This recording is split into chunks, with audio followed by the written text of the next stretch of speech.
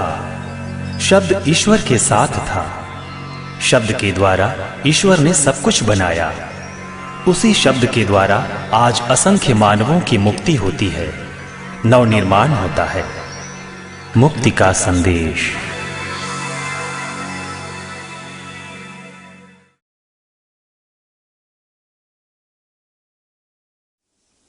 प्रिय मित्रों, प्रभु यीशु मसीह के पवित्र और सामर्थ्यवान नाम पर मैं आप सबको इस कार्यक्रम में पुनः स्वागत करना चाहता हूं।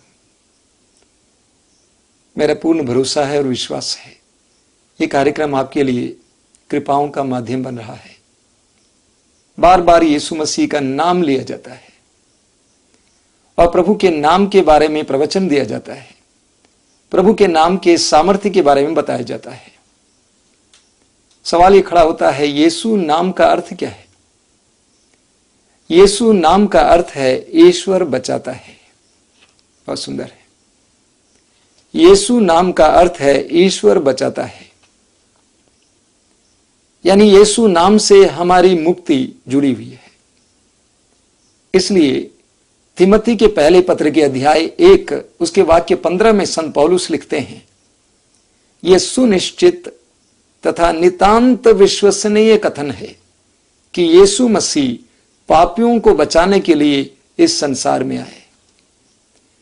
संत पौलुस इस सत्य को दृढ़ रूप से हमारे सामने रखना चाहते हैं। यह सुनिश्चित बात है कि यीशु मसीह पापियों को बचाने के लिए इस संसार में आए। यह नितांत विश्वसनीय बात है कि यीशु मसीह पापियों को बचाने के लिए इस संसार में आए। तो प्रभु यीशु के नाम से मनुष्य की मुक्ति जुड़ी हुई है और प्रभु यीशु मसीह संसार में पापियों को बचाने के लिए आए। इसलिए हम प्रभु यीशु मसीह को बचाने वाला कहते हैं। हम लूकस के सुसमाचार के अध्याय 1 उसके वाक्य 31 में पढ़ते हैं कि स्वर्गदूत यीशु की मां मरियम के पास आकर जब संदेश दिए तो स्वर्गदूत ने मरियम से कहा कि आप उसका नाम यीशु रखेंगे।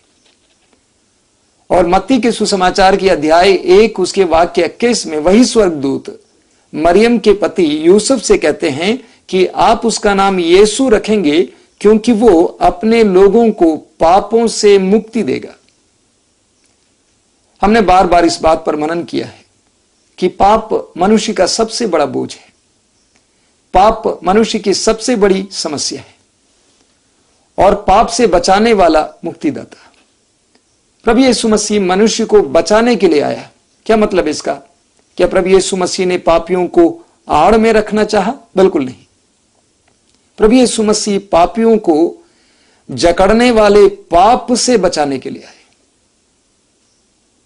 हम लूकस के सुसमाचार के अध्याय 5 में पढ़ते हैं कि एक बार प्रभु यीशु मसीह एक घर में प्रवचन दे रहे थे, ईश्वर के राज्य का सुसमाचार सुना रहे थे। इतनी ज्यादा भीड़ थी कि कुछ लोगों ने एक अर्धांग रोगी को यीशु के पास रखना चाहा, लेकिन इसलिए कि भीड़ थी उन्होंने छत को खोलकर यीशु के सामने खाट के सहारे उस अर्धांग रोगी को रखा। सुसमाचार में बताता है कि लोगों के विश्वास को देखकर प्रभु यीशु ने उस भाई से कहा, भाई तुम्हारे पाप क्षमा हो गए।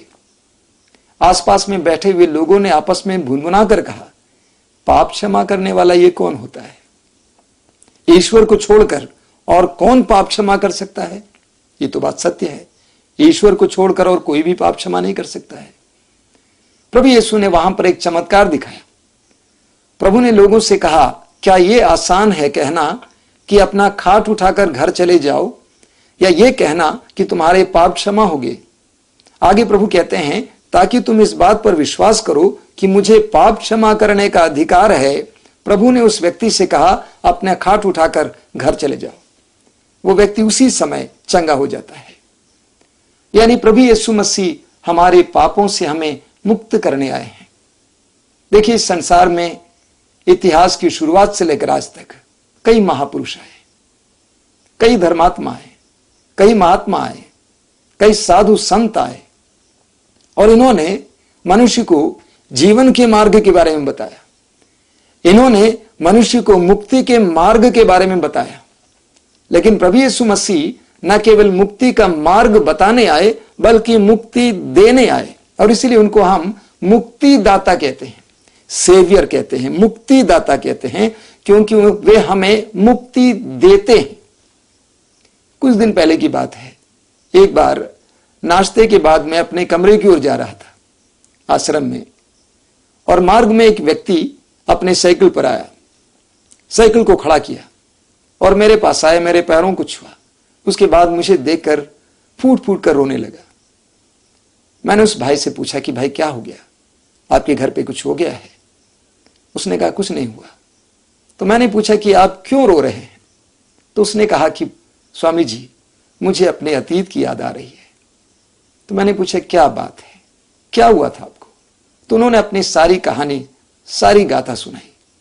उन्होंने कहा कि मैं अपने गांव का सबसे बड़ा शराबी था और मेरे शराब के नशे के चलते सारा गांव मेरा दुश्मन बन गया था। रात को, देर रात को मैं घर आता था। घर आते समय मार्ग में जितने भी लोगों को मैं देखता था उन सब को गालियां देता था। इसलिए मेरे आने की आवाज सुनकर लोग अपने दरवाजे बंद करते थे। मेरे घर पहुंचने से पहले ही बच्चे मेरी आवाज को सुनते थे और छुप जाते थे।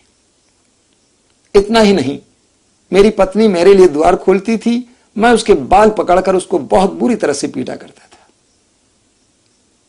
मैं शैतान था, शैतान। लेकिन मेरी पत्नी हर रविवार को आपके यहां पर सत्संग में आया करती थी। एक रविवार की बात है कि मैंने सोचा कि मैं जाकर देखूं कि ये कहां जाती है, किसके साथ बैठती है, किससे बातें सुनती है। उस समय ज्यादा संख्या नहीं थी आश्रम में, छोटा सा सत्संग था, करीब 1000 लोग थे। तो उन्होंने कहा कि मैं पिछले कतार पर खड़ा था और उस समय एक गीत गाया जा रहा था, बहुत सुंदर गीत है। मेरी विनती सुनने वाले, मेरे आंसुओं को पोंछने वाले, चंगाई दाता प्रभु यीशु तेरी आराधना। उस भाई ने मुझसे कहा कि जिस समय यह गीत उनके कान में पड़ा, उनकी आंखों से निरंतर आंसू बहते रहे। और उन्होंने कहा कि मैं नहीं समझ पा रहा था कि मेरी आंखों से क्यों आंसू बह रहे हैं। हाथ जोड़कर उस भाई ने कहा, स्वामी जी, उसके बाद मेरे अंदर शराब पीने की इच्छा कभी नहीं हुई, मैं पूरी तरह से स्वतंत्र हो गया हूं। प्रभु यीशु मसीह मुक्तिदाता है। वे न केवल हमें मुक्ति का मार्ग बताते हैं बल्कि वे मुक्ति देते हैं। प्रेरित चरित्र के अध्याय 16 में पढ़ते हैं कि प्रभु के शिष्य पौलुस और सिलास प्रभु के सुसमाचार का प्रचार करने के चलते बंदी बना लिए गए और वे बंदीगृह में पड़े हुए थे। रात का समय था, आधी रात को वे दोनों मिलकर ईश्वर की स्तुति कर रहे थे। उनके हाथ पांव में जंजीरें लगी हुई थी, लेकिन वे ईश्वर की स्तुति कर रहे थे। वचन हमें बताता है कि आधी रात में उनकी स्तुति की आवाज पूरे बंदीगृह में गूंज रही थी, सबों ने सुना। और अचानक एक बहुत बड़ा अद्भुत कार्य हुआ, चमत्कार हुआ, भूकंप हुआ और बंदीगृह का मुख्य द्वार खुल गया। सारे बंदियों की जंजीरें ढीली पड़ गई।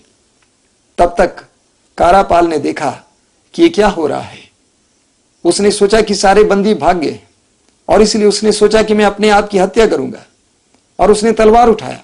पौलुस ने चिल्लाकर कहा कि आप अपने आप को हानि ना पहुंचाएं, हम लोग सही सलामत हैं, हम भागे नहीं हैं। वो कारापाल बहुत ही घबरा जाता है, पौलुस के पास आता है और पौलुस से कहता है कि भाइयों, मुक्ति पाने के लिए मुझे क्या करना चाहिए। आधी रात में पौलुस और सिलास के गीत को सुनते हुए उन्होंने महसूस किया कि ये व्यक्ति, ये इंसान मुक्त है। बंदीगृह में है जरूर, उनके हाथ पांव में जंजीरें लगी हैं, लेकिन ये तो स्वतंत्र है। बाहर लोग जितने खुश नहीं उससे ज्यादा ये खुश हैं। उन्होंने देखा कि इनके अंदर मुक्ति थी, सच्ची मुक्ति थी और इसलिए उनके अंदर ये चाह आई कि मैं भी मुक्ति का अनुभव करूं। पौलुस ने उन्हें जवाब में कहा, आप यीशु मसीह में विश्वास कीजिए, आपको और आपके परिवार को मुक्ति मिलेगी। प्रभु यीशु का नाम, प्रभु यीशु हमें मुक्ति प्रदान करता है। देखिए, जो व्यक्ति विश्वास के साथ यीशु के पास आता है और अपने हृदय से अपने पापों के लिए क्षमा याचना करता है, उसे उनके बीते जीवन के हर एक पाप के बोझ से छुटकारा मिलता है। मैं ये बताना चाहता हूं कि प्रभु यीशु मसीह मुक्तिदाता के रूप में इस संसार में आए, ना कि किसी धर्म के प्रवर्तक के रूप में। प्रभु यीशु मसीह के संसार में आने का मकसद किसी धर्म की स्थापना करना नहीं है। प्रभु यीशु मसीह मुक्तिदाता है। कुछ दिन पहले मैं भुवनेश्वर गया था। भुवनेश्वर से काफी दूर दराज के जंगल में एक भाई मुझसे मिले और उस भाई ने अपने जीवन के बारे में बताया। उन्होंने अपना वार्तालाप इस प्रकार शुरू किया। उन्होंने कहा, मैं एक बहुत बड़ा डाकू था। और वास्तव में वो एक बहुत बड़े डाकू थे। उसके ऊपर इनाम था, 1 लाख का इनाम। कई बार पुलिसों ने उसके साथ मुठभेड़ किया, लेकिन प्रभु ने उसे बचाया। प्रभु ने न केवल बाह्य रूप से बचाया, बल्कि उसे आंतरिक रूप से बचाया। उसके पापमय प्रवृत्ति से बचाया, उसके पापमय इच्छा से बचाया। और इसलिए प्रभु यीशु ने उसे मुक्त किया, स्वतंत्र किया। आज वो स्वतंत्र होकर समाज में रहता है, दूसरों की मदद करता है। अपने ही खेत में कई लोगों को मकान बनाने के लिए जगह दी है। और उन्होंने कहा कि मैं एक डाकू था, लेकिन प्रभु ने मेरे जीवन को बदल डाला है। आज मुझे हजारों लोगों के जीवन के बारे में देखने को मिलता है, जिनके जीवन में वे वास्तव में पापमय परिस्थिति में, पापमय अवस्था में जीते थे, जिनका जीवन गंदगी से भरा हुआ था। लेकिन प्रभु यीशु के पास आने के बाद उनका जीवन पवित्र बन गया है। प्रभु के वचनों को सुनने के बाद उनका जीवन परिवर्तित हुआ है। हमें संत यूहन्ना के सुसमाचार के अध्याय 4 में सामारी स्त्री के बारे में पढ़ने को मिलता है। प्रभु यीशु मसीह एक बार दोपहर के समय थक कर याकूब के कुएं के पास आकर बैठ गए। दोपहर का समय था। प्रभु ने अपने शिष्यों को भोजन खरीदने के लिए भेज दिया और वे अकेले कुएं के पास बैठे हुए थे। और उस समय समारिया से एक स्त्री पानी भरने के लिए उस कुएं के पास आई। आप सभी जानते हैं कि नारियां या तो सुबह या तो शाम पानी भरने के लिए कुएं के पास जाती हैं, लेकिन उस मरु प्रदेश में, उस धूप में, वो नारी दोपहर के समय पानी भरने आई। क्यों? क्योंकि वो लोगों की दृष्टि से बचना चाहती थी। उसका जीवन ठीक नहीं था। वो पुरुष पर पुरुष बदलती जा रही थी। प्रभु यीशु ने उससे पानी मांगा।